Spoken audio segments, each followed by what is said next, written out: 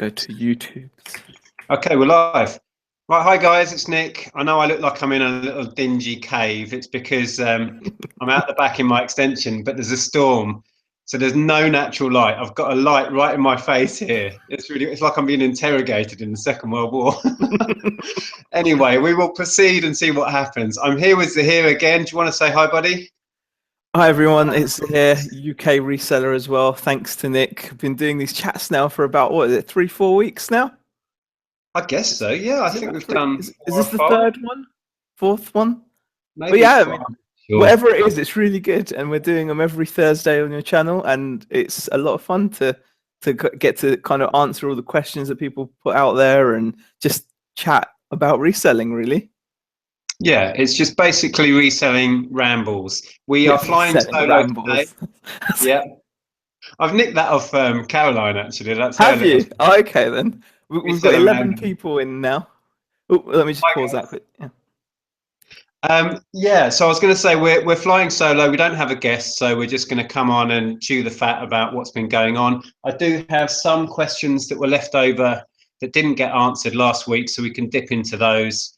The chat is open, so if you guys want to join in the conversation, drop us a message, and hopefully Mr. Tech Gurus are here. We'll keep up with that a little bit. We've got Les Magic, we've got Chelsea, Garage Flips. I'm going to try to keep up to date. Hicksy's already in here, so that's pretty good. Hicksy, hey, what's up, Mr. Hicksy? He says Nick's in an air raid shelter. Fake Rachel's in here as well, so... Yeah, Nick hasn't paid his electric bill this week, she says. So I have.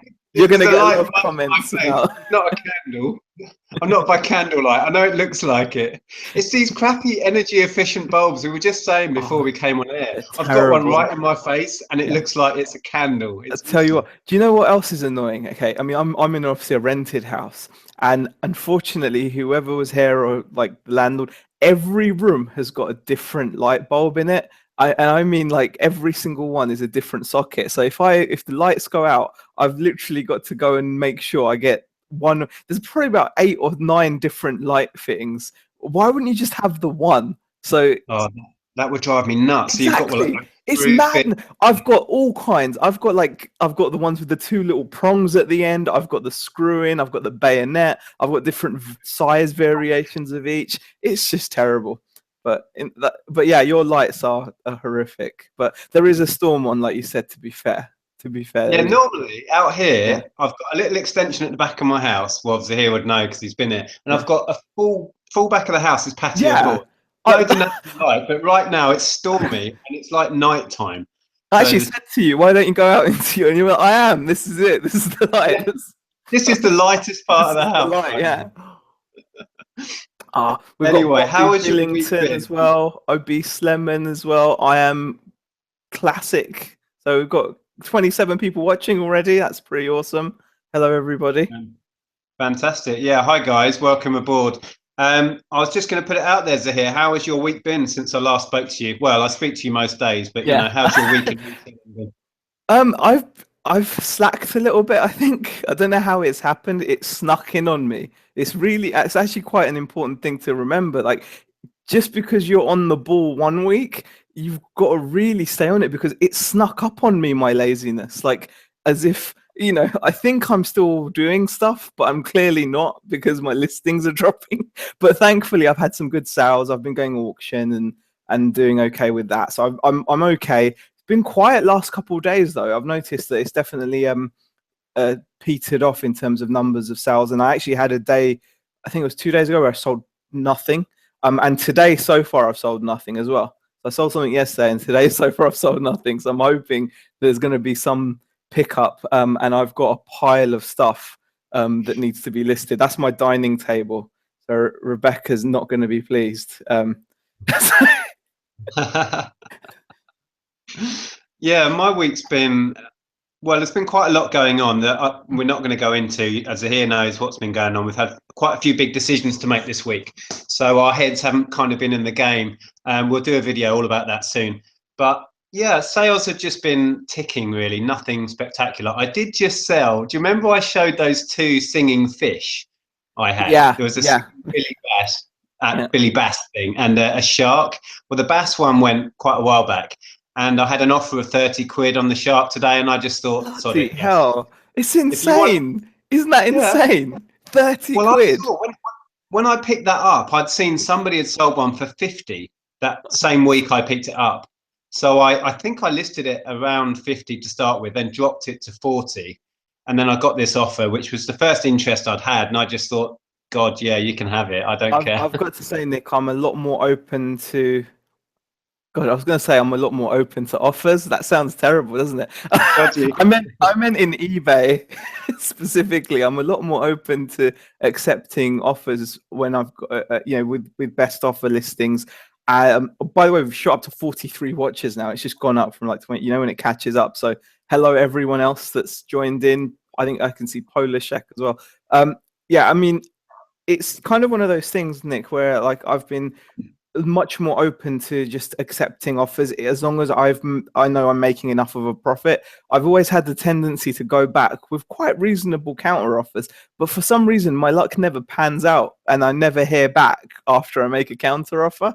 So people the people making offers on my items seem to be very much, this is the most I'm going to spend, and if you don't accept it, I'm walking. And seem to have had that recently, so I'm kind of like willing to take offers. But 30 quid on a talking plastic fish, I mean, that's just ridiculous, and you'd take that any day, wouldn't you? Yeah, I was quite happy. And similarly to what you were just saying, I've had a number of offers recently on things, and I've gone back with a little bit more. You try and Yeah. squeeze a little bit more out of it, and then, like you say, you never hear anything. And And you, you're being reasonable, aren't you, on your yeah, yeah. counter? Yeah. I've had, I listed that Warhammer army of Necron figures ages ago. Yeah. I've had various offers on that. Some I really regret turning down. But yeah, I've had loads of those where they might offer 100 and I've gone back at 150. Bear in mind, I think I started this at 250 quid and it's worth that to the right person. But yeah, I've had no takers on that yet. I Some really offers think I wish I'd accepted, like at 150. I think I'd take that now if I got 150 offered again. Bear in mind, I'm in profit, way in profit on the whole pickup. So I'm being maybe a little bit greedy, I don't know, but I know it's worth 200 plus. was that the It's, one that you paid like a tenner for the whole thing? Wasn't it? yeah. That's Yeah, I got a insane. whole collection for a That was tenner. insane. Yeah, that is such a great pickup. I mean, that's I mean, That was one of my I, favourite pickups of all time, no doubt. gift that keeps on giving. That one, isn't it? I mean, one thing I've got to say, I think you're right to kind of focus on that a little. Is that there's a combination, isn't there, on how your day or how your week's been going and how much you're willing to accept. And even though you've got that voice nagging in the back of your head saying this is worth this much, you would go a lot lower. I mean, for example, I've got a couple of items on like kind of higher value that I'd probably accept. I probably shouldn't be saying this out loud, should I? But I'd probably accept a lot less than I'm asking. Not massively. I mean, I do have my limit in my head, but lower than I think probably it's I could get if I had no urgency about getting rid of it or getting some cash flow. But yeah, definitely kind of it's one of those things that you change every day, don't you? Yeah, I was just thinking, with that in mind, do you think the sort of game you could play where you list an item for more than you expect to get because you've got nothing to lose and then put offers on? So if you think I'll be lucky to get £100 for whatever, a coffee maker or something that you're into, so you think I'll list it at 200 with offers, and then people think, oh, I'm going to make a cheeky £100 bid, and you're like, done. Have you sort of tried that Um, game at all? you know what? I think my stance on that is like I've tried it. Like I've tried overpricing, expecting to be knocked down, but I get the feeling that sometimes if you price too high, people just won't make an offer. Like you still have to be within like a reasonable ballpark. I find like if you extortionately overprice an item and then just put best offer on it, you might. But in my experience, my personal experience, I'm obviously going on that whenever I've overpriced things with best offer, thinking oh someone will make me an offer, they don't. And it's only when I get closer to its true value that I then get an offer, often below its true value. But Yeah, That's how. I Mm, suppose you're just not getting the views. If you're overpriced, unreasonably overpriced, mm. you're not going to get the views in the first place, You and it have will to switch pitch down it. the rankings. Yeah, you definitely have to pitch it right. I think I've got I definitely have got a problem where I do tend to kind of just, ask a bit too much, if you know what I mean. So rather than strategically overpricing a little bit, which is what I need to kind of control myself and do a bit more. Yeah. I'll just say again to everyone who's come into the chat in the last few minutes, I know I look like I'm a cave hobbit right now. There's no natural light here because there's a storm going on outside. So I'm sat in front of a lamp and look like I'm in the dark. Do you want to tackle some questions here or go to the chat? What do you want to do, Yeah, I mate? mean, well, I think if you've got some, have you got any questions handy, or I've got a if few that were left yeah. over from last I'll week. tell you what, if we go through the questions, and in the meantime, if people want to ask questions in the chat, because there's 49 people in here now. So if we could do that, like, so if you guys have got any questions in the chat, then stick them in there, and then we'll go through them. But first, we've got a few that Nick's gonna go through from last week because we didn't Yeah, get there's a through. few. We did have loads of questions, Yeah, and we got through a few last week when we had Margaret on, but there were inevitably ones we didn't get around to. So first one is from Ads, who, yeah, I'm sure we all know Mr. yeah. Robinson. He says, have you ever seen any specific markets that have collapsed over the years? I remember one from the early days of reselling, which was the whole Beanie Baby thing. When I got into reselling on eBay, that was the big thing. And there were thousands listed, and lots of people would do them on auction, and the rare ones would go silly. And that whole market just collapsed completely in the early sort of 2000s. And then you'd find them at boot sales, and people couldn't give them away. And weirdly, recently, I picked up a job lot of the bear ones, the actual bears, not the little animals. And there's still no value in most of them, to be honest. But I'm sending a load up to FBA, just as an experiment with those. But yeah, that market just fell on its arse completely. That's actually quite a good point, Nick, because you're talking about obviously an era pre-reselling YouTubers and the whole sharing of information, and you've just described what a lot of people's fears are in the sense that, by talking about things you can destroy like a market, and yet you're describing something very similar, which happened by itself, or do you think that? Well, that was, yeah, this wasn't so much about anything to do with reselling. It was just a fad. The whole Beanie Baby thing was huge. If you remember, I think it was sort of 98, 99. Everywhere you went was One selling second. these little tie beanies, and it was massive, and everyone was into it. And then it was dropped. And another one, going back to the question, recently we would have all seen, this was a couple of years back, maybe 3 years now, the Loom Bands thing. That was the biggest hyped thing, and they were everywhere, weren't they? Just for one summer. And then it just collapsed, and every shop you could name had massive overstocks of these crappy little elastic bands. I'm pretty sure you couldn't sell them on eBay at some point either. I think there were issues on selling certain brands of loom band, or I think it was so people would have gotten stuffed with a lot of those. Um, Good point. I mean, I've not really seen anything collapse yet. I suppose I've not, or I've not noticed it. Maybe it has done, but it's just something I've not noticed. But then I kind of like to deal with really kind of more unique items. I mean, I've got to show you this, Nick. Check this out. I don't know if you saw these Impulse Spice Girls edition spray and shower gel. Wow. I So bought cool. that, the little one in a tin, the Impulse spray. I bought that for my youngest sister in 97 when Spice World came out. That exact thing I bought for her. Wow, that's really cool. Where did you Yeah, find that? auction. Those were like auction lots. I got a couple of those. So I mean, I've seen some get people get some decent money on those, which is pretty weird. But Yeah, yeah, I I'm not mean, surprised. yeah.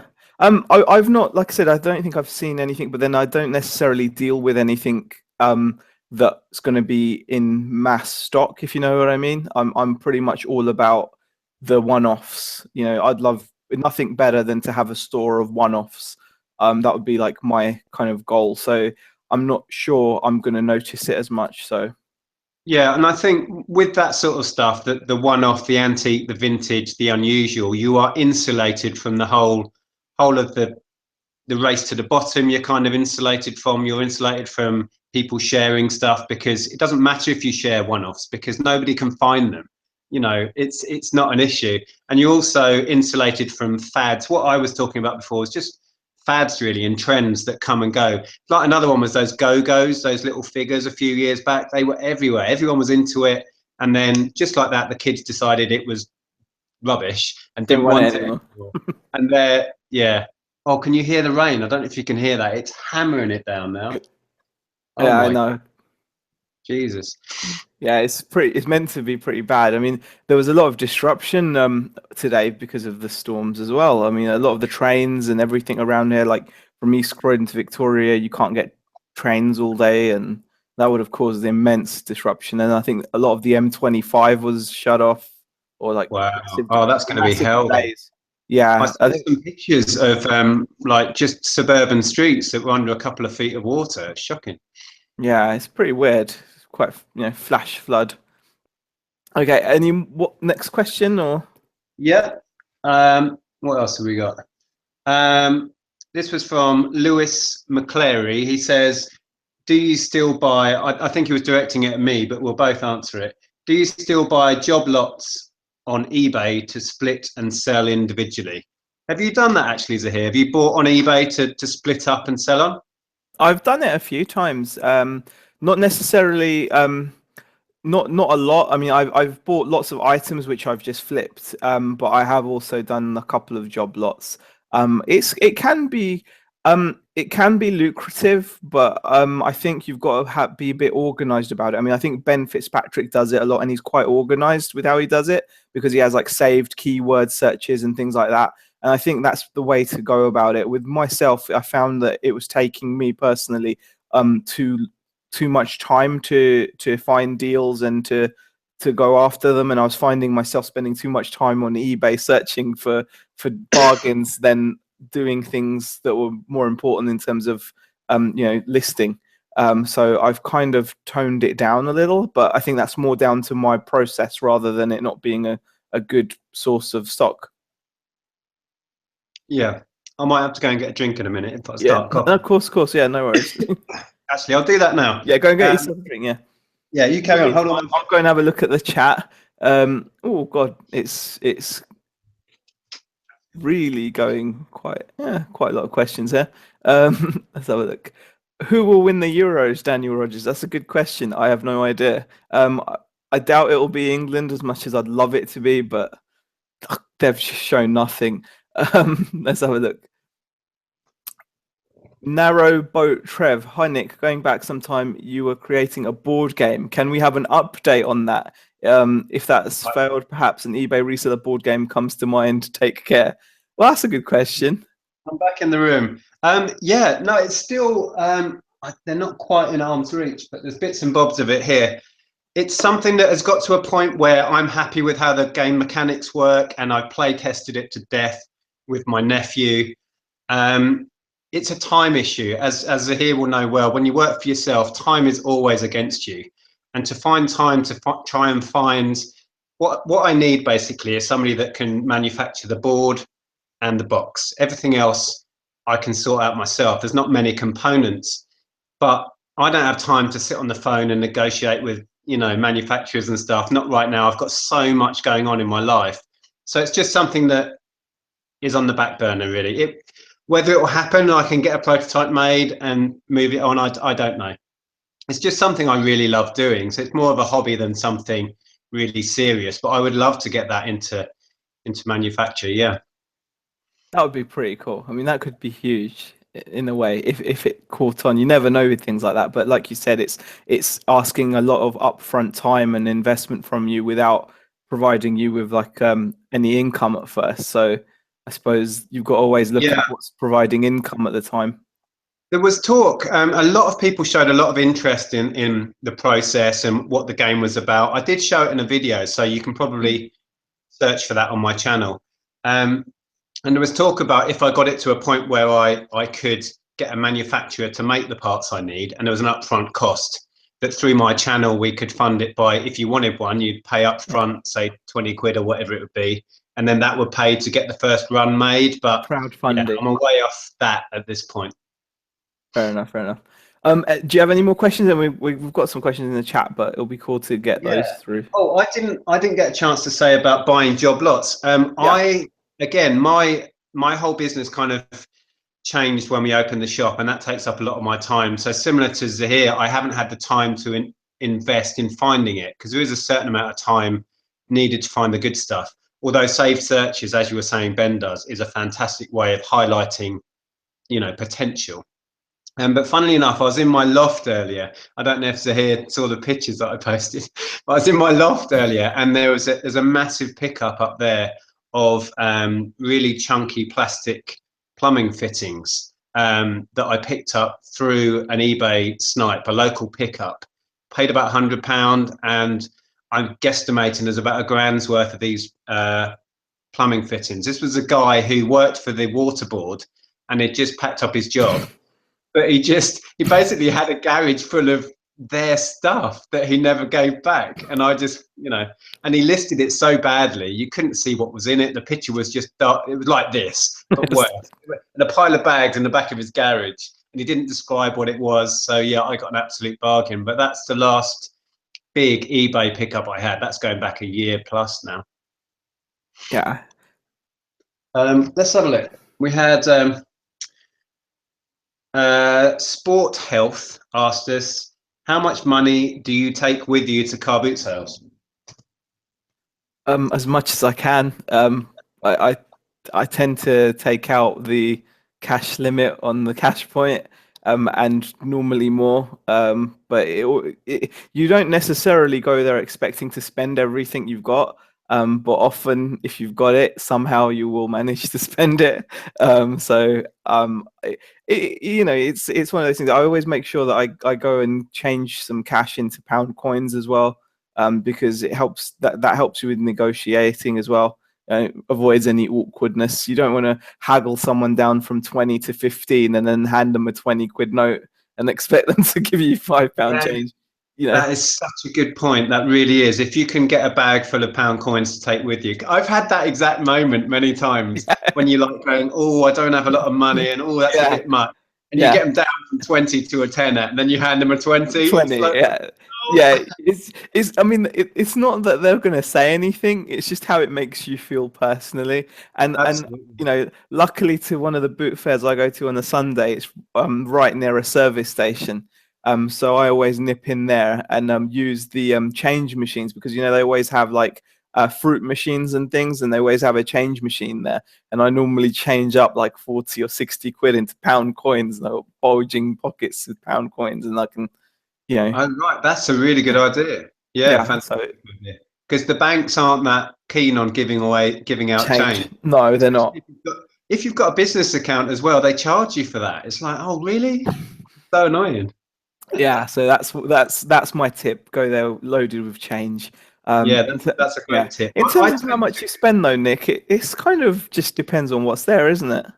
Yeah, as to the question, how much do I take? I generally get maybe 200 out, which covers most weekends. But sometimes if you have to, you just go and reload and just get more. But that will generally cover it, unless it's a really hot, super day, and I'm going to 3 or 4 boot sales, and then I'll probably go and reload after that if I spend it all. But yeah, it depends. And like you say, I would rather have more money than I need. There's nothing worse than running out of money and then trying to walk out the boot sale without looking at anything.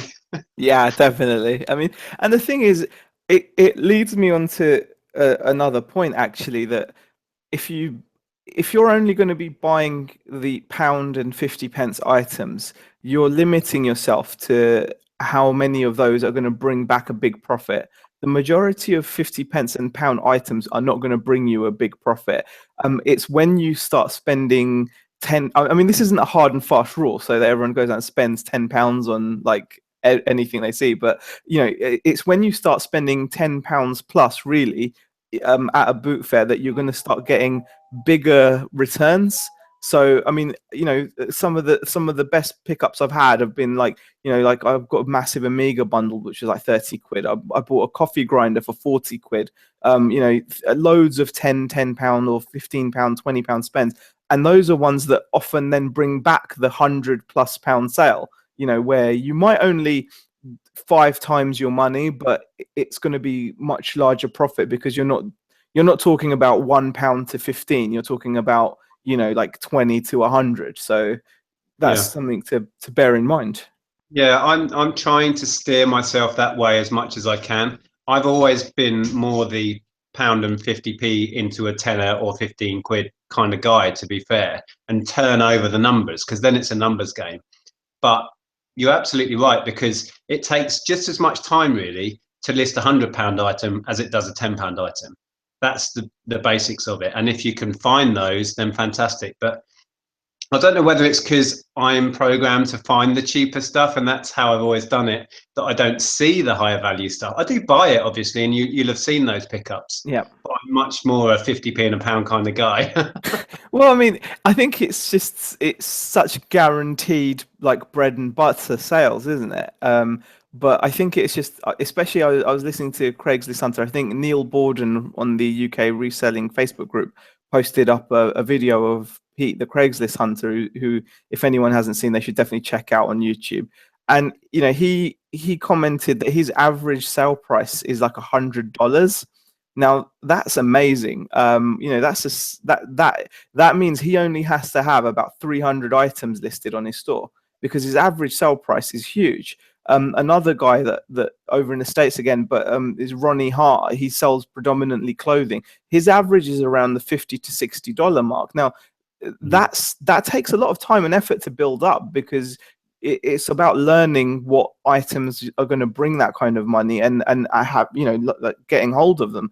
So to have a store full of that quality of item, that would be amazing. That's my eventual aim. I mean, I think my average sale price is only about £23 or 23 pounds. It's been around that kind of mark for over the past 3 months, and I want to kind of build on that, but it'll take time because you've got to obviously have a certain quality of item in your store. Yeah. No, I do see the advantages of moving that way. And I've said to you guys before that I want to get back into auction, which I think there you will find the quality. And going way back when we started this, we bought a lot at auction and were into the higher value. Oh, so that's my daughter creaking the door. Yeah, so I do want to get back into that. But as we always say, it's horses for courses, and there are so many ways to skin this cat, which is reselling. And my average selling price is probably 10 to 15 quid. So it becomes, like I say, all about the numbers. But in saying that, just yesterday I sold 2 board games on Amazon that cost me 50p or a pound each, and they bought me in £50 for the pair. So it's like, Yeah. I also, most board games might only get you a tenner, and sometimes are they even worth looking at? But yeah, you need to know your product, I guess. Definitely. I think it's a case of knowing what you're buying, knowing what's going to bring those returns, because there aren't that many, are there? If you were being brutal about it, how many, for example, board games or video games is one of my favorite topics with this, to talk about when it comes to this, because everyone knows video games, everyone loves them. But actually, if you look at how many titles will bring you over 20 quid, it's because people get really excited or the opposite. They get really disheartened when they see someone walk away with a bunch of GameCube games. Oh, they had Luigi. I've done it myself, seeing someone walk away. Oh, they had Luigi's Mansion. Oh, they had Mario Kart, or they had Smash Brothers. But even those titles, even those premium titles that fetch like 30 quid and you've paid £1 for, there's a handful of those, literally a handful. And still, if you spend a quid and you make 30, it's good profit.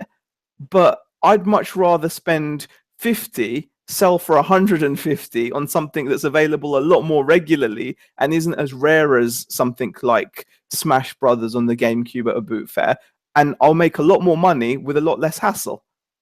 So I think sometimes our passions get in the way of that thinking, because like you, I love games. I remember all these games, and if I see that, I want to buy it, and I think I've hit the jackpot. But you haven't really hit the jackpot. You've just made a good profit. That's all you've done. Whereas, if you buy like, a more substantial item that's more regularly available and flip that for, for big money, then I'd rather do that. I found more of other items, and I found more Gadget espresso machines at a boot fair than I've done copies of Smash Brothers. To put it into context.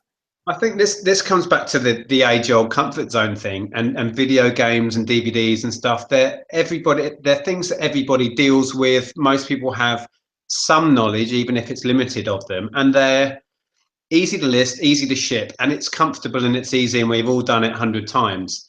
But going back to how many games are there that are worth 50 quid plus, the thing is there are loads, but you're never going to find them. Yeah, not at the booth. If you have that knowledge, I've got, I could, if I really thought about it, I could probably come up with 100 titles that I would love to find. Yeah. And in all the years I've been doing this, I might have found half of those titles. And when you do, they're in crap condition and they're scratched a bit. You know what I mean? It's a bit of a lottery trying to find the really high value stuff, like the rare PS1 games, the SNES stuff. And year on year on year, it becomes harder and harder. That's the thing.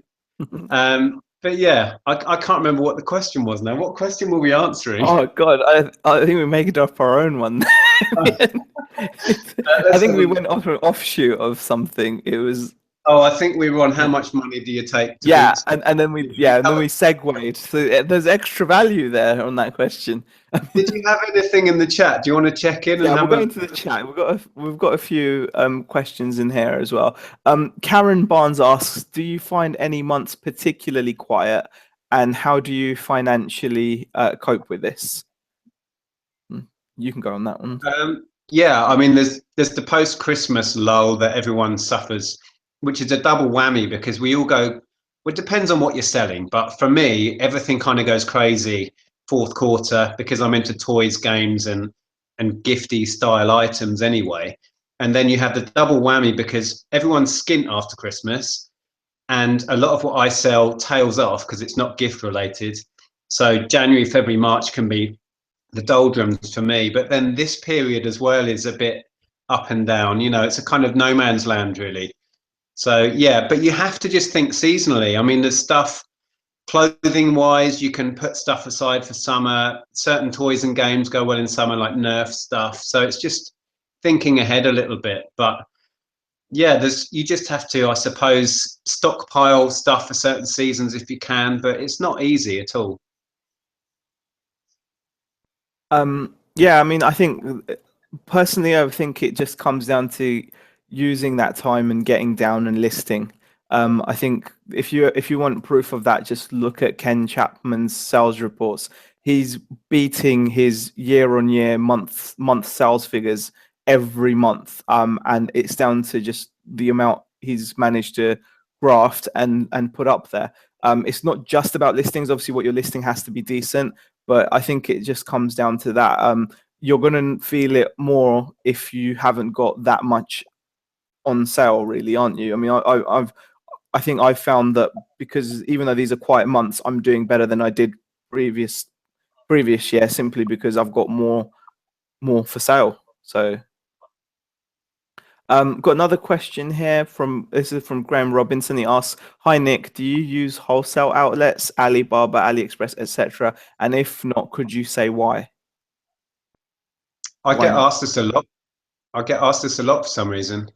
Oh, am I breaking up? No, you're good. You had a little bit of a stutter, but I thought I went all jumpy there. Oh, I did. Bit robot. I think that's more because there's not much light in the room, so the webcam's struggling to track your movement. So you've got to try to stay as still as possible and just move your mouth. Yeah, I get asked a lot about Alibaba. It's not something I've ever done. It's just not what I do. There's no particular reason. I know people make good money importing from the Far East, but I've never got involved. Simple as that. Fair enough. Yeah, same here. Really, it's not in my cup of tea. Glass 1987 just asks, any pointers for a noob just starting out? Go through all of Nick's videos. that's my tip. Go ahead, Nick, if you've got any particular tips that you could help Glass with. If you're super new to this, as in you've not sold on eBay before, don't go out and spend a load of money on stuff. Go through your house. We all have a ton of crap we don't use, don't look at, don't have any use for. start there. So it doesn't cost you anything, and then you can learn the ropes, build up your account, get some feedback, and then start investing money in it. That's what I'd say. Yeah, good advice, really. Pro Seller asks, in or out? I'm not going to go into that. That's like a bit political. So I'll say I don't care. Okay, go on then, Nick. Yeah, I went and voted earlier, and I voted out. There you go. Me, I'm not going to say because I don't think I actually did. Steve Hicksey asks, Zaheer, how are you going to manage when you move up north and me and Ken tie you up at every auction house you go to? I don't know. I've not really thought about that. That's a hurdle that I've not really come across before. So we'll just see What how did it they goes. say? When they tie you up? Yeah, how am I going to manage when they tie me up at every auction house I go to? Yeah. I'm going to have to go and find the charger for my laptop because it's about to die. Right, So okay, no worries. carry on with the comments for 1 sec, and I'll go and find the charger. No worries. Garage Flips says, I have a gumball machine in a business. Every few months I empty it and will take rolls of quarters along with me. For cheap stuff, I use the quarters. Garage sellers hate it. That's still a good point. That's a good idea for a side business as well, actually. Having a gumball business. Reselling, just tune in. What has Nick got against light bulbs? He doesn't have anything against light bulbs. It's just he's using these energy efficient ones, which are bad, and plus there's a storm at the moment, so it's very grey around here. So that's that. Okay. Reselling, I would have thought the sell price is irrelevant. Surely the POR is more important. POR is obviously important because it tells you how profitable an item is. However, you can get the POR of a Kit Kat. So you're not going to start selling Kit Kats because you're only going to be making, I don't know, 30p a Kit Kat. You're going to have to sell a lot of Kit Kats to make a big profit. So POR is very important. I use it all the time to work out whether something is a profitable sell for me. But the reason why I talk about sell price is as long as obviously you've bought cheap, selling higher ticket items, even though you won't make as high a POR potentially, you will still going to make a bigger cash profit out of it. So it's you could sell something for 50 that you bought for £50 for £80, and you'll make a lot more money even after fees have been taken out than obviously selling a Kit Kat, which might have a higher profit on return. So that's that. Okay. Yeah, Nick says his laptop has died. He'll be back in a moment. His battery's obviously gone. That's fine. Okay, Jeff Solo. Some of my best buys have been purchased for under £10. Also, Nick, have been checking every day for that rugby league shirt. Pow, ha, ha, ha. Okay, I'm sure Nick will know what you mean about that. Let's have a look. Spoiler check. When studying sold listings, narrow search to see only 50 to 100 profits. That's a good idea as well. Definitely, it makes it a lot easier for you if you're just looking at the higher value items. I mean, it's not for everyone because you're going to have to spend more to get these high value items. And if you're starting out at first, you may not have that ability. Bear with me one moment, guys. Yeah, I'm still in the chat. Yeah, shall I come out of it? See if you should join. Yeah, just join in. Yeah, see if you can join in, or I'll see if I can invite you. All right, cheers. Yeah, I should be able. You should be able to just join. I think you'll see me, and you should be able to just join me. And then it's just dead. Typical. Well, I'm just answering questions on the chat. So, all right then. See you. Apologies for the gremlins, guys. There's a bit of battery issue. Nick will be back with us shortly. Thank you for the 70 people watching this at the moment. Really appreciate it. Okay. Heather Wood says, agree with hunting the quality items. It's getting hold of the stuff and the expertise required. That will be my goal and learning curve. Yeah, I mean, getting hold of the items is always the chase, isn't it? It's the kind of thing that that that will kind of change how you do. Really, it'll mean that once you have an idea of where to go to look for these items, things will be better. Oh, I'm back. Hey Nick, you're back. Awesome. And guess what? Your mic is doing that thing. It's doing the robot thing. Awesome. Let me just quickly go and fix that. It happens about this point every time, doesn't it? That's so weird. Zaheer has an issue with his headset that it turns him into a robot about half hour in every time. How's it now? Do you be able to shut that door for us? Yeah. Thanks. How's the comedy duo tonight? Oh, Andrea's here. She says we're a comedy duo. A comedy duo. Is that because of the quality of the content we're putting? Yeah, I think it's more to do with the tech issues. The tech issues. Oh yeah, we do like to have our tech issues. It's not the same without them, really.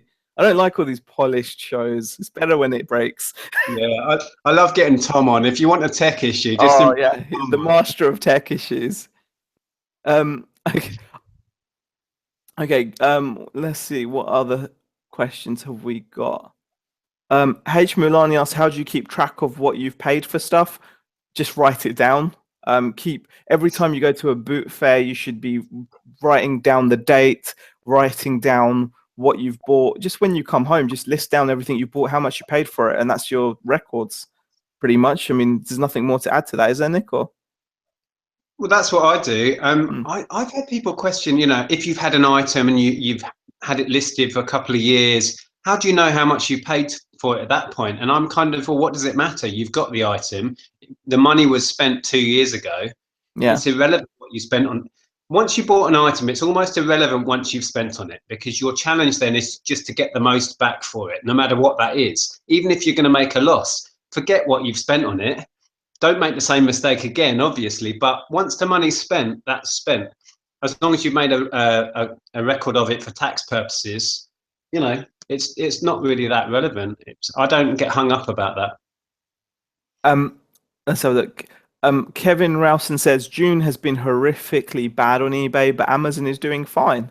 That may be the case. Different people will obviously have different experiences, different stores, different items. I've seen Amazon. Sorry, Zed. I've seen Amazon be very not fantastic for me, but really regular numbers. Whereas eBay's been up and down because I've been inconsistent with listing, whereas I've been consistently sending up box after box, week after week to Amazon. So it's more about my consistency, I think. But also, Amazon does tend to be more consistent, I think. I don't know why that is. Different kind of clientele, maybe. I don't know. Maybe, yeah. I think also if you're sending stuff into Amazon, you're going to be sending in a lot of similar items, aren't you? Just generally within the of the same sphere. Whereas eBay, you can have all kinds in your store at any time. So maybe it's just people looking for different things at different times, so it causes those spikes. Maybe. Miss Beauty asked, did you ever have an accountant for the tax stuff? Yes, when going way back to when we first opened our high street shop. For those of you that don't know, we used to run a CEX style secondhand computer games DVD and CD store. We did that for 8 years. The first few years, because the turnover was so huge, we were VAT registered as well. We hired an accountant for the first couple of years to do our tax return and deal with all the VAT, but it wasn't cheap. And I kind of learnt from him the ropes of how to deal with VAT, how to do my tax return, and then just dropped him. So since then, which was about 12, 13 years ago, I've done it all myself. Yeah, I've just done it myself. It's pretty easy once you get your head around it. Okay, let's have a look. What else have we got here? Recyclops says, hi there, my eBay's been quiet this month, but I altered my eBay search engine keywords about 5 weeks ago, and I'm sure that's part of the problem. What I'd say about that is don't try not to get involved with those kinds of worries. Because most of the time people, when you list the item initially, you would have looked at other listings, you would have seen whether your item had sold before, you would have used the right keywords. And I'm not necessarily convinced it's the best use of time to be just going in and fiddling with things unless unless you're really getting no views and no watches ever on certain items. Because I just think that you can get lost in kind of working out the search engine and the algorithm and all that kind of stuff when you could be spending that time just listing more items. So I'd say, like, obviously if you're listing like an i iPhone 6 and everyone else is selling and yours hasn't sold 5 months down the line, yeah, you're probably doing something wrong. Maybe you've put it in the baby clothes section by accident. But generally you're not gonna have done that. That's my opinion on it. Yeah, one thing you just touched on there that I think is worth looking at was category. When you said you listed an iPhone in baby, Well, just sometimes to if clarify, you've I got didn't do no, but it just yeah. tweaked something in my mind, because sometimes what I've done, if I've got an item on that I think this should be selling and it's just become a sticky item, is I've gone in and I've just done a little bit more research and then switched the category. And sometimes that's enough to just put it in front of a different section of people who are looking for an item and coming at it from a different angle, from a different hobby, or from a different, you see what I mean? And you may have less competition in a different category. There are I can't even think off the top of my head, but there are certain items that would fit in several categories. You know what I mean? Like business or household, that sort of stuff. So that's sometimes worth tweaking, is the category, or try it in a category for one month or whatever. If you don't get any joy, switch the category up. Just change it. You've got nothing to lose, really. Yeah, I mean, I think I've had one of those situations recently when I was listing a baseball cap, but it was like a motorsport one. So you then have the option of just putting it in men's hats under a baseball cap, or you could put it under F or motorsport memorabilia.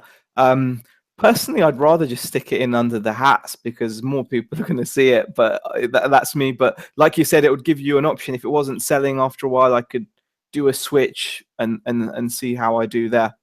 Yeah, that's a good one. That just come to mind was Star Wars stuff. Star Wars toys that border on being collectible, but then again, they're a toy. Do you put them? There's a place for them within the toy category. There's a place for them within film memorabilia. There's a place for them within collectibles. You know what I mean? So What do you switch think? that up. Sometimes I put a book. I think it was a book box set, which really should have been in books. I put it in one of the sort of Star Wars collectibles thing, and it went in a flash for more than they were going generally. So I think I just targeted a different group of people with a different mindset, and it worked perfectly. Definitely, I think that's a good point actually. Um, Moving on, Scott Reed says, "Here, loved your video on packaging when you started playing football with it. Thank you." Yeah. I just make sure that it's packaged well. Andy Wadsley says, "Hail and paceless." Hail and pace. God, that was pretty good. Powell Winiarski says, "Hi guys, love to see you again. Big fan of both of you. Cheers." Oh, that's nice. The Hyper Picker says, "How much did I miss?" We've probably been chatting, I don't know, We an were a little bit late. I think we about started 50 minutes. Yeah, about 10 past 6. yeah, yeah. You can always catch it on Nick's channel once it's up in full. Yeah. Watch it again. Best to watch it as many times as you can. That's what I'd recommend. Yeah, just watch them on a permanent Just loop, keep please, watching everybody. them. Just keep watching them. Definitely. Let's have a look. Do you want another question from here while we keep looking? Yes, go ahead. Right, Steve Stockham. These were questions that were for the last week's chat. If you're new to this one, we're just covering a few more. Would you recommend being a jack of all trades? I think we've covered this in some ways over the chats. Jack of all trades, generalist, or specialising and becoming knowledgeable and known for one particular product. If I just say what I think, I've done both. For quite a while, I sold Lego, had a Lego store, and did nothing but Lego, and that worked really well. The problem I found was, and this is more my personal issue, I got bored, and because I know a lot of different areas, I was still picking up the other stuff. So my store was getting confused, and I couldn't leave behind a Super Nintendo game, and I couldn't leave behind a pair of Levi's or whatever it was. So I wasn't being this specialist person anyway. So all this other crap was just piling up in the office. So, and then I was doing the Lego thing with my brother-in-law, and our business relationship fell apart. So I stopped doing that. And since that point, I've gone back and been a generalist. And I think there are huge benefits, because we've discussed this, I think, Zaheer and I, in the past. If you go to a boot sale and you are a gaming reseller and you just sell games, you could come away with nothing, or maybe one game, quite easily. If you're there and you are open to household equipment, if you're open to clothing, if you're open to collectibles, you're going to come away with arms full of stuff. And that's the difference. Would you agree on that, Zaheer? Definitely. You've got to hedge your bets, really. Like you said, if I would not like to be just a gaming or a DVD reseller right now, because the competition must be immense. Pricing must be really difficult. Getting hold of the good stuff must be incredibly hard. It would just be stressful. And it just seems like such a waste when you've woken up at 5 in the morning to get to a boot fair. It seems like such a waste to walk past all these amazing items. And I think it's also, I like being a generalist simply because a lot of what you do, you can also unite people with some really cool items. Other than just video games. Zara, do you want to just shut that phone off? Don't answer it. Yeah. God, it's good. You're gonna hear the granny speaking now. Oh Yeah, we're not yeah, I able to still haven't answer. rung your home phone. I need to ring your home phone. God, it's irritating. I wouldn't mind if it went straight to the granny. I just don't like the ringing.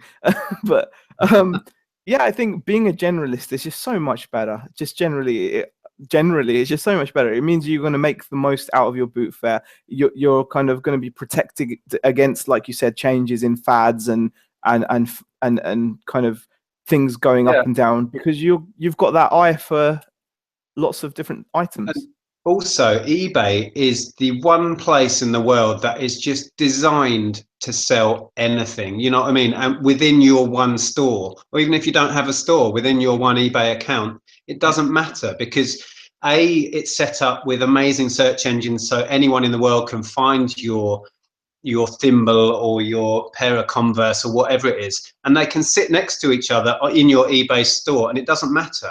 It's like it's a worldwide junk shop, and it is the one place that caters for that perfectly. So yeah, I think it pays off having a little bit of knowledge in a lot of things, which can also be dangerous, because we end up buying tons and tons of crap, as we are all guilty of, some more than others. But yeah. Yeah, I mean, definitely, you can get, when you are jack of all trades, you can end up, like they say, being a master of none. And sometimes you might get a really good score on something, and then you might think you've gotten the same deal again, but the product's ever so slightly different and worth a buttload less. So it's definitely something to bear in mind. London Treasures asks, this is pretty cool.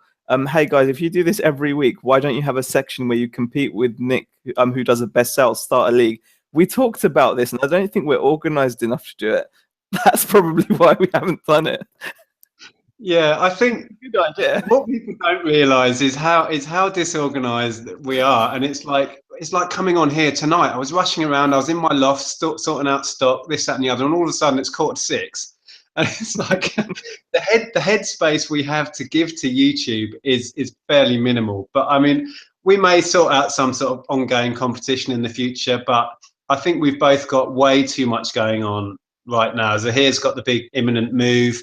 I've got a lot of shit to deal with that I will make a video about soon. So yeah, maybe someday. I don't know. Yeah, I think so. It sounds like a good idea, like I said. What we've got here. Carl Roberts says, how many items do you roughly sell each week? I mean, how long's a piece of string? It really depends. I don't know. Yeah. I don't actually keep accurate records, again, because I'm not that organized. I wish I could be like Ken, who knows how many items he sold and for what turnover each week, and he's got spreadsheets and all this. To be fair, Nick, you can just check that out, can't you? You just check. I think he just checks it. To be fair, I don't think we should make Ken out to be that organized. Well, he's probably not. No, he makes it all up. It's all there. You get all the weekly figures on eBay, don't you? So I don't know. Yeah. What I would say is it varies enormously, and that's one thing about reselling that some people may find hard to deal with is you don't have a lot of consistency, and you can have weeks that are crap and you can have days that are crap, and it's something that over time you learn to deal with, and things can be very seasonal, as we touched on earlier. At this time of year, things just tick along, but also I've got, a lot of my time is taken up with our retail outlet anyway, so my numbers generally are down on what I would expect if I was giving this 100%. But yeah, I don't think there are any numbers. Plus, it all depends on what you're selling. If you're selling 100, 200 pound items, you could be comfortable on one a day. If you're more like me and you're selling 10 pound items, you need 10, 20 a day, whatever, you know what I mean? So everybody's different, and my numbers and my figures may not relate to other people's situations. So I don't know how useful sharing numbers are unless you're selling exactly the same stuff. Yeah, it's definitely. I think what you can share really is more the mindset and the maybe like the processes that we do. But in terms of just numbers necessarily, they don't necessarily help that much. I mean, yeah, they can be nice headline figures, I suppose, but they don't really help in any particular way. I've got a question here, Zaheer. Do you want to Yeah, do another one from your? I've no, got go one ahead, here. go ahead, because I'm just. Yeah, I'm not sure how to pronounce this name. I think it's N Hodge. I don't know. N Hodge D asked, "Have you guys run into scammers on eBay? Did you win or lose the claim?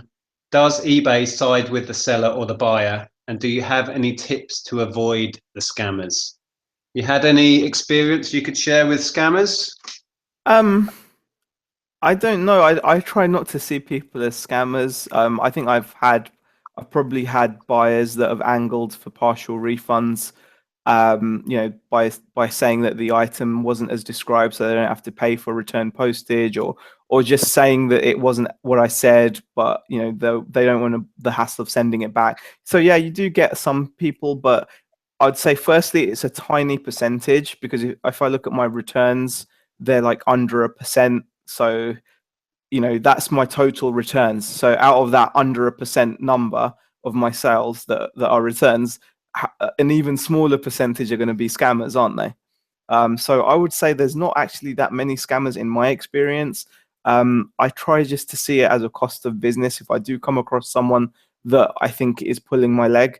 And yes, I suppose a lot of times eBay will side with the buyer, but that's what our industry, I suppose, is. When you're retailing, whether it's online or in a shop, you do have to put the customer first because it's what everything is built on. And if you might win like a battle, and get a decision in your favor, but it could potentially cost you in the long run. I mean, I personally don't think it's worth the stress and the time to kind of fight these things that much, unless it was like an expensive item or you know. Yeah, I mean, let's put it out there. Scammers do exist. They are out there, but I think people can get a very the wrong end of the stick. If you spend a lot of time on forums or on Facebook, you'll get the impression that it's happening to everyone daily because that's what people go on there and rant about. You know what I mean? And people rant about it in videos. We don't come on here and say, "Oh, I had a really normal day with no scammers." You know what I mean? So those stories, which are what happens day in, day out, "Oh, I didn't get scammed today," the video, it doesn't happen. So I think people end up with a skew with view of how often this happens. I've been scammed, there's no doubt. Sometimes you just can't tell and you just have to bite the bullet and give the refund. But also there've been a couple of times when I have contested it, when the buyer has had a refund, but then you go through the channels and you plead your case, and I've had my money back as well. So eBay has footed the bill, if you like. And I know fake Rachel had an issue recently. I don't know if she shared it in a video, so I won't go into details, where she was pretty sure, like 100% sure she was scammed, and the customer got his refund that he wanted, but then I think Rachel got her money back from eBay. So eBay have, I think, put a lot of time and effort into making it a level playing field, and they will listen to your story if you ring up and you plead your case and you've got a paper trail of emails and stuff like that. So yeah, scammers are out there, but I always say this: I focus on the positive, and I focus on the things that are going well. If I spent my days worrying about what if I get scammed tomorrow, I'd be a nervous wreck. So yeah, they're out there, but don't Yeah, stress. I think that's a good point. People never run onto forums to say how, the great customers they've had. That they're more likely to run onto the forums when there's an issue. So when you read those forums, you do, like Nick said, you do have to bear in mind that it's going to be very heavily weighted towards the times it doesn't go well. So, that's definitely a good point. Let's have a look what else we've got actually quite a few people putting in questions. Let's have a look. Erin Gollan says, I've just discovered eBay reselling videos this week and I'm already hooked. They're really inspiring, makes me want to start reselling. The reason why I read that one out is because I remember when I first came across reselling videos, and well, actually it was mostly the Americans and then just you at the time, and Tom's channel. And yeah, it's really cool when you first come across them because you can just binge watch, can't you? Well, same here, because I Yeah. think we all have that moment when you find, for me, it was haul videos, because I mean, I'd been doing this for years and years before I found this little world of people showing themselves doing what I already do. So it was like doubly interesting for me, and I was hooked. I super binged on, the guys like you in America, because there wasn't the UK community then. So I binge watched like GillDaddy and the guys that were there in the early days, and watched like 100 videos in the first week, I and think that's when I first had the thought. I almost felt guilty just feeding off all these videos and getting inspired and getting tips and all of that. So I was almost guilted into sharing myself. I think the very, very first reselling video I came across was actually a guy called DIY Mike. He's an American guy, but he made a video about, that he was like a substitute teacher and he'd run out of money, and it was just a brilliant story, really. And I think that's what got me hooked. And then I started finding, like you said, the others. And then when I came across your channel, then that was what gave me like the belief that you can do it here, because I very much at the time was thinking that's more of like or maybe it's because it's America, maybe that's why they can do it, which seems so stupid now. But at the time, that was my honest thinking, and it was only when Yeah, you and I mean, I'd seen Tom the English Pickers as well, but Tom's at the time was quite heavily towards coins and jewelry, and it was just no interest for me there in terms of reselling. But when you came across and started saying I sell like this, that, the other, and that's I think what kind of. But I don't think you were on your own in that opinion. I think a lot of Mm. people, just because there weren't videos out there and it perhaps wasn't talked about, people just thought for some reason it doesn't add up in the UK, or you can't find the stock or whatever. And I think all my channel did was just give people that little shove to say, well, give it a go, because I'm doing it. And the funny thing was, me and thousands of others were doing it. It wasn't just me. That's the funny. I was just the first nutter to actually go online and say, hello, I sell crap that other people don't want. Yeah. Narrowboat Trev says, question two, as I didn't answer question one, plain text or color in the description on eBay? I I don't do a think. bit of both. I think the important thing is when it comes to descriptions is not to have them too fancy. Again, Craigslist Hunter made a video about this, and some people have actually found this. If you use too many templates or too many fancy things in your description, there's a chance that some of your listings may not come out right on some mobile phones. So that's what you've got to be more aware of than the color of your text. Color of the text, I think, is fine to change. I think I have my text different colors just because it just to add something. I mean, just I like it like that. Sometimes I just leave them all black text, but sometimes I add a bit of blue. That's it. Yeah, there was issue. I read on one of the forums or something recently. There was an issue with things not showing up right on Android or something or other. I mean, I do when I list through my listing program, which is Garage Sale for the Mac, I do have a template. But I mean, I've been in through iPhone, to be fair though, and seen it, and they work fine on that and on tablets.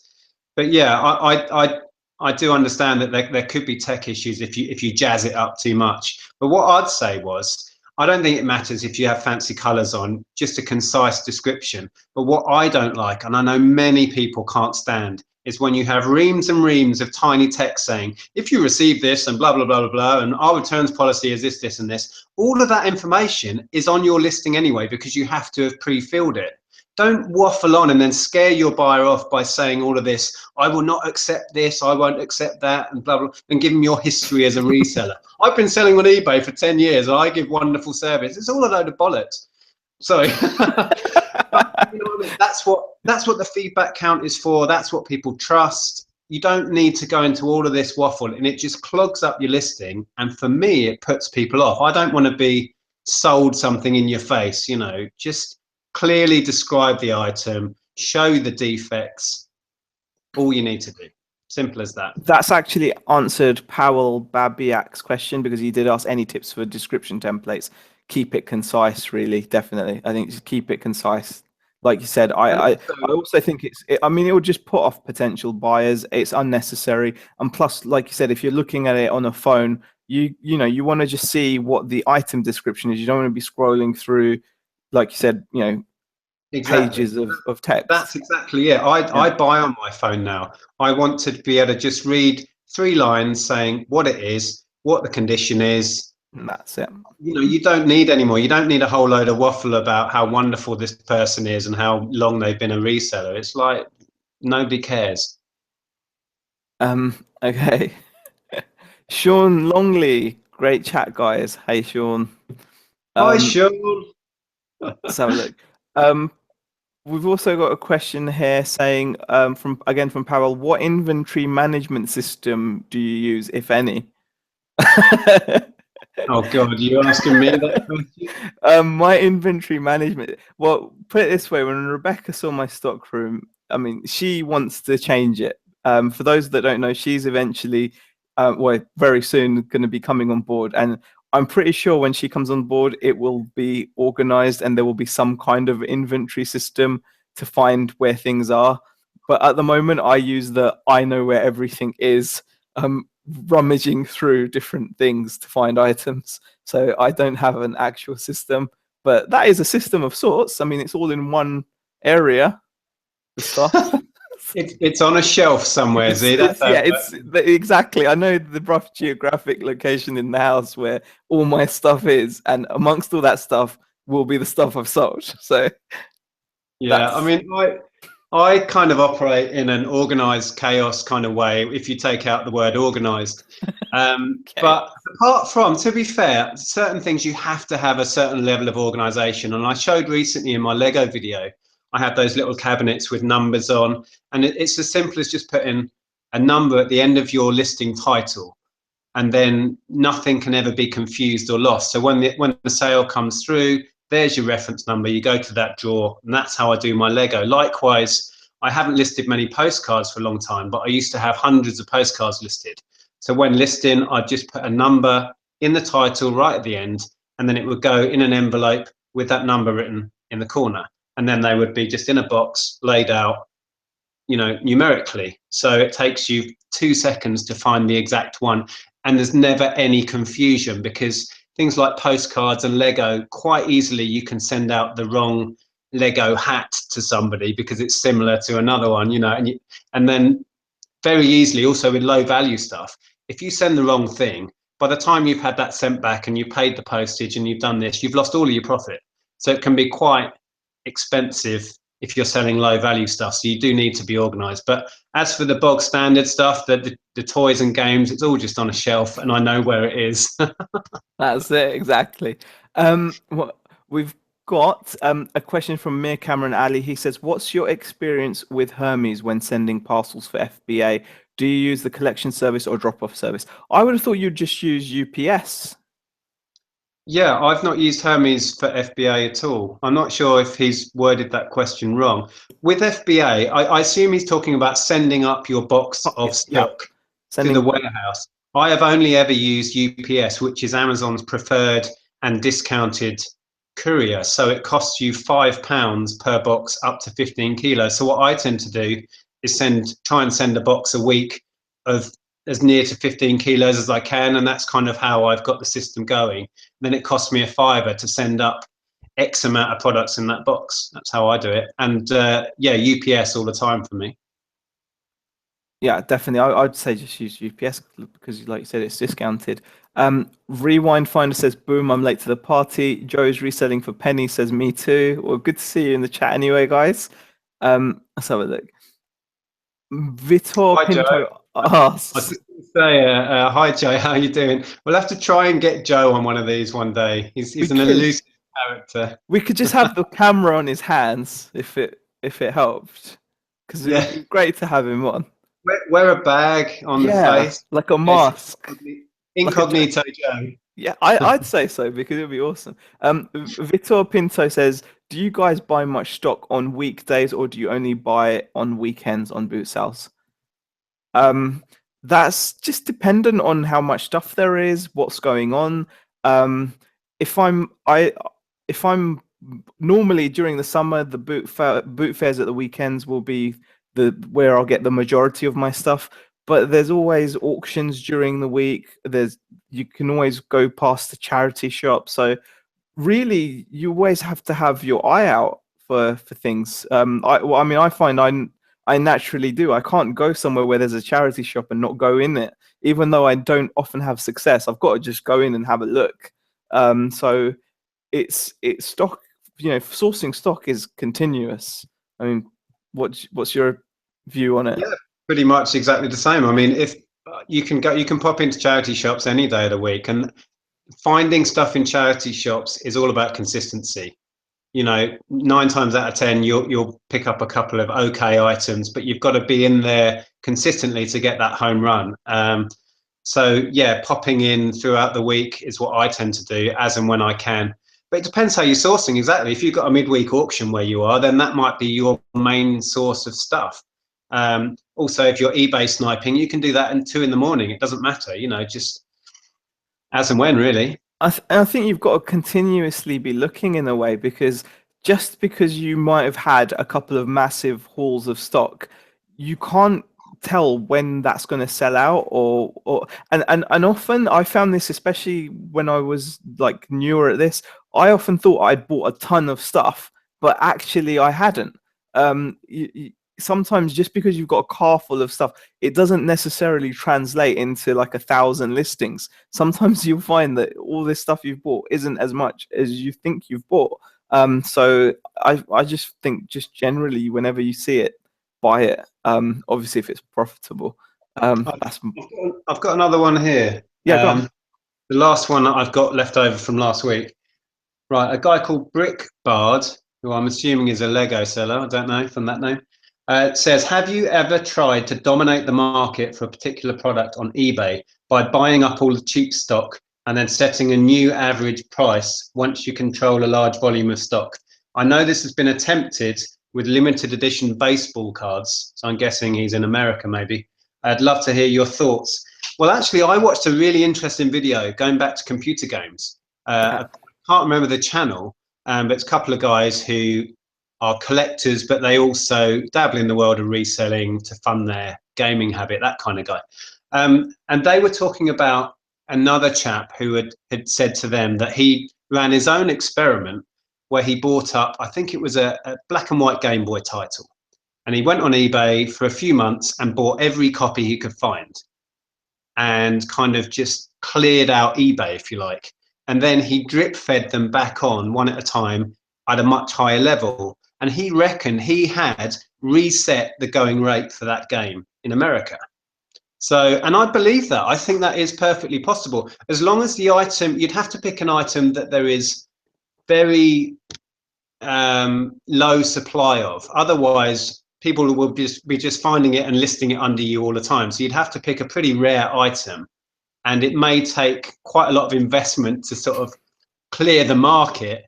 But I think that sort of thing is possible with very specific niche items. What do you reckon, mate?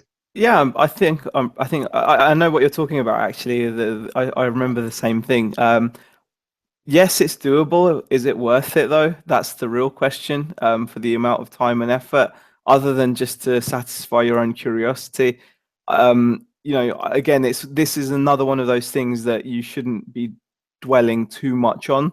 And it's one of those things that you should get on with doing what you know can earn you an income. Resetting prices for items on the global marketplace, yeah, it's kind of a bit iffy. That's my opinion. Yeah, I mean, I'm with you. I'm not sure Yeah, how that would benefit you long term because yeah, I think you have to choose an item that isn't very common. So by that, you're not going to be able to find many of them in order to gain from your resetting of the price. I could understand, trying to set your prices high and get rid of the low competition. Let's say if you lucked out and found a warehouse full of old SNES games of a certain title, so you've got 1,000 of a certain SNES title, and you wanted to wipe the market clean so you can come in higher. That would make sense in my head. But yeah, I wouldn't get involved in trying to set prices. I think it's a lot of work for debatable gain, shall we say. Joe asks, "What's Nick gonna do when he hits 10,000 subs?" I think the community should come up with some suggestions. 10,000, yeah, I've no idea. I Good. don't know. Wait, I haven't really done any big celebration things when I've hit milestones. That's not kind of my style, but we may have to do something for 10,000.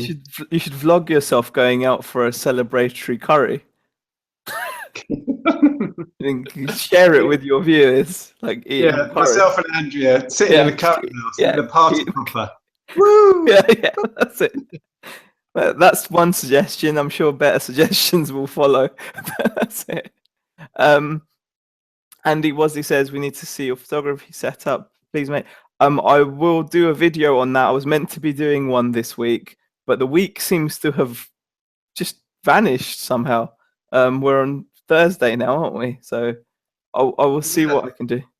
this has definitely been one of those weeks for me Yeah, as well, gone. because today came round and it was like, hang on, I'm having another hangout. It felt like when we chatted to Margaret was like 2 days ago. It feels like Yeah, it's just like the week just went. It's weird. I think that happens when you have a lot going on, as I certainly have, and all of a sudden you're back at Thursday again. It's bizarre. definitely. Garage Flip says Nick was the first reseller I subbed. All of this information applies to reselling in the US. Not really any difference. That's commendation there, definitely. It's true. It does. It's the information is gonna work wherever you are. So I think it's Garage Flips who's making videos now. Actually, I found them he really. is. Yeah, he is. Yeah, I've subbed to his channel as well. Definitely worth checking out. He's a good guy. He's let's have a look. Uh, Nigel VGM UK says be mobile friendly. Saw on eBay somewhere that stated most sales today come from mobile devices. Yes, definitely a lot of sales, or it's kind of tipped to that towards mobile now, isn't it? More sales made on mobile devices. Yeah, and Obese Lemon says 60% are mobile sales now. So yeah, it's definitely gone up. Let's have a look. Hello from Portland, Oregon. Okay. Oh God, there's so many. Oh, shall I show you something that I've got within arm's reach? Actually, Andrea did a wash cycle earlier, All right. and all that was in it, we filled the washing machine with Converse. How good they come up. And it's a Wow. good point, actually. Don't be scared to put Converse through the wash. They've Wow. come up This has like come out so clean. they come up like new, and it cleans up all the rims. What It's temperature did you wash them at? I wasn't involved at Oh, all. you weren't involved with the process. No, so you'd have to ask Andrea. And I'm not sure if she put them inside something. I know with some stuff she puts it inside like a pillowcase to stop wear and tear. I don't know if she did that. But yeah, they've come up so good. And with Converse and with shoes, that means you can add that extra fiver on. You know what I mean? Definitely. You'll like this suggestion from Gary Hall, Nick. When Nick gets 10,000 subs, we should all send him £1 so he gets a nice 10k in his pocket and a thank you for all the help he gave every one of us. Oh wow, that would be quite a suggestion. Hey, I'm not arguing with that one. That's fine by me. That sounds like a good one, definitely. Apparently, there's a thing that, on a serious note, YouTube are trying to implement. I don't know if they have in America yet, a kind of almost like a fan funding thing. So there will be like a donate button. I think a lot of the streaming channels have that already, the gaming ones. And I think that would be fantastic for YouTube, especially a lot of the channels that we all sub to. We're basically a service channel. You know, we're providing a service, we're providing information, we're providing inspiration, I think, more than anything else. So I think that sort of thing is a great idea. And if they do implement that on YouTube, I'll be signing up for that, because I've been asked many times, how can I give something back? And people have bought off my eBay and all of this just to give me some thanks. So yeah, I think it's a great idea. Sean says, is there another system then, Z? I'm guessing he's talking about the organization. So look, Ed Denham asks, or Ed Denham, I think, asks, ever sent the wrong item to a buyer? Yes. Yes, me too. Everyone does it. You've got to do it at least once just to see what it feels like. No, I mean, it happens with all the best intentions. It happens. As long as you communicate, I think that's the key, isn't it? Most people are cool. Most people will be fine. Yeah. Just this week I sold, it's not quite the same, but I sold a radio and I forgot to send the remote control. It's just a little silly thing like that. And as long as you communicate and you're like, look, I'm really sorry, most people are fine with it. I mean, you had an issue, didn't you, this week? Most people are friendly, and they say, like, you get a response like, these things happen, just send me the extra bit or whatever. When I sent, I think it was board games, I sent out, busy day, just put the wrong labels on 2 packages and sent the wrong board game to this person, and their one I sent to somebody else. And it just showed the contrast in people. One, I think they were both ladies, and the one lady was like, oh, it's fine. Do you want me to send it back, or should I send this on to the other buyer? And I said, well, if you can send that on to the other buyer, I'll reimburse you the cost to send it on. And she was so helpful, didn't care that I'd made a mistake, whatever. The other woman just kicked off like a mofo. She was just all, I'm like, oh my God. And yeah, it was, just complete contrast of people. And that's what it's all about. When you're dealing on eBay, you are dealing with the general public, and you will meet all of them. You will meet all of them. Idiots through to absolutely lovely people who couldn't do more to help out.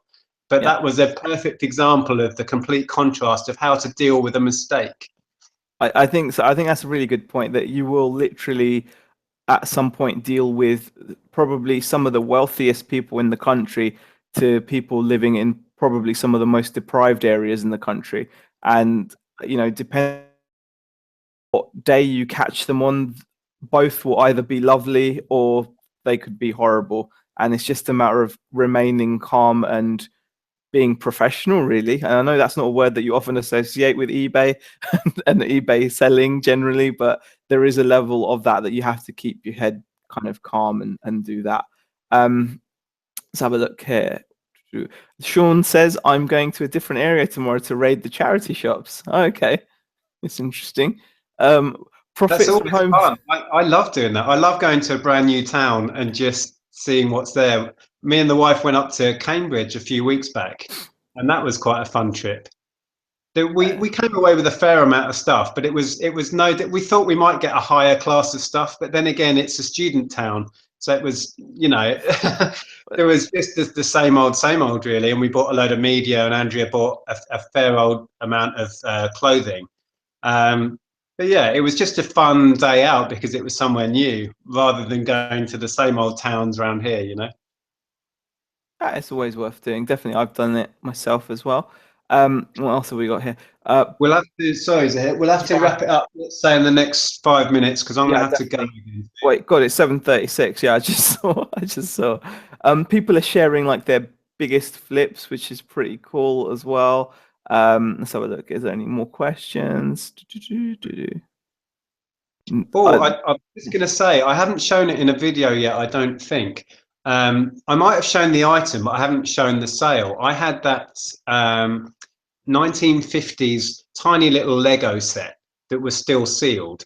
And Yes. I finally let that go. I'd had various offers. I started it at something I couldn't figure out how much it was worth, if much at all. So I started it ridiculously high and have slowly come down. And I let it go for £100, which I thought was fair. You know, it's been on a number of months now. I did have one offer slightly higher than that I turned down Oh, right at the beginning. But, you know, I didn't know. I didn't know if it was worth £250, £300. of How do you course. price up something that is unique? But it was only in reality about 30 bricks in a cardboard box. You know, it was really odd. But yeah, that's gone to a collector. So I'm happy with that. That sounds awesome. All right, should we do like one more question or should we wrap Yeah, it up yeah. because a few Yeah, more let's have go come for in? it. One more and then we'll have to wrap things up. Okay, we'll go. Ryan Brown asks, does offering free postage for Argos pickup sometimes give you an advantage over other sellers? Some buyers can't wait around all day for delivery at home, postage delivery to Argos, for example. So basically, does free postage give you an advantage? I've done both. I think I do both actually, and Nick does both as well. I don't necessarily. I think it depends on your item that you're selling. If you're selling something unique, I mean, a lot for a long time I was just free post because of the eBay top seller rating and the 10% discount on your final value fee. But after a lot of talking with Nick and Ken and Caroline and Hixie and being told constantly that I shouldn't do free posts, I thought I'd give it a chance, and I've never looked back. Unique items definitely charge postage because they're unique. If you're selling something that is freely and readily available, then you might want to consider it if it helps you go up the search rank. But this is one of those questions that like always has like two sides. So I mean, what's your opinion on it? Yeah, I think this debate will roll on, and it comes down Forever. to personal preference, really. But Yeah, I tend to add postage on unless it's media stuff that I can send as a large letter, and that category, for whatever reason, has become kind of free post is the norm when you're talking about computer games and DVDs and CDs, and it's kind of become expected, I guess. So I go along with it on that. I do factor in my postage anyway. I factor in £1 for postage. So it's not like the postage isn't there. And this is the thing people sometimes don't get with free postage. Just add it into your cost. There's no such thing as free postage because we still have to pay the post office. So, but I've lost my thread. There was something I was going to say. Yeah. What was I going to say? I had a what, point. What was you were it? saying that in media it's almost expected, aren't you? So Yeah, basically. But on everything else and all the bulky stuff, I've always had postage on, like my board games. And actually, I think that's where a lot of people maybe went wrong in the early days when I was in the early days. I And don't I know, was, Nick. You tell me. yeah, I'm not coming out here and now, by the way. Okay. When I'd say I sold a Scrabble for a tenner, and I didn't used to say necessarily that I had 2.99 shipping on. I remember a lot of people got in on that sort of stuff, and they were doing it £10 free shipping, and that's a big difference on a £10 item if you don't have shipping on top of 10 as opposed to taking it off. That's a big old swing each way. So yeah, I add shipping on that sort of stuff. Definitely. Final comment before we sign off is from Profits from Home because I like it. If I ever see you guys, I'm so gonna buy you guys a drink. It's you that got me into this reselling. Hats off to you guys. I'm always gonna promote anyone that offers a drink for free. So that's that. I think that's it. I mean, thank you for everyone that's watched. 71 people, 26 thumbs up. Nick, I mean, it's been brilliant. Yeah. Yeah, it's been good. It's been a great chat. So thanks for everybody for watching. Please hit that thumbs up button because that helps my channel out. And yeah, who that last guy was, I'm always up for beer. You know me. I live in Hitchin, Hertfordshire, so hunt me down and buy me a beer. Okay, that's your challenge. Brilliant. Well, thanks for watching, guys.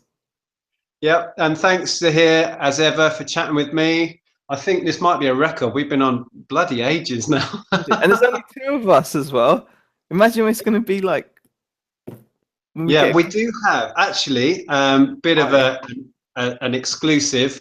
As long as timings work out and stuff, we should have the one and only Mr. Chapman, Mr. Ken Chapman, in with us next week. So next Thursday, as long as it all works out, we'll have Mr. Mantique himself on, so we can all quiz him about how organised he is. That's what we should ask him. definitely. Well, he needs to be with his inventory. Oh my God, Ken's inventory. What's he up to now? Oh, 3 or it's 4,000? nearly 4,000 or something. I don't know. He lists more in a day than I do in a month. He's a man. He's a machine. He really Machine. is. I want to go to Ken's house because it must be like a museum. I mean, where does he put that much stuff? It's amazing. God knows. God knows. All right. Anyway, guys. Right, I'm going to have to dash. So thank you to everybody for watching. Thanks for Zaheer as ever, and we'll see you guys next week.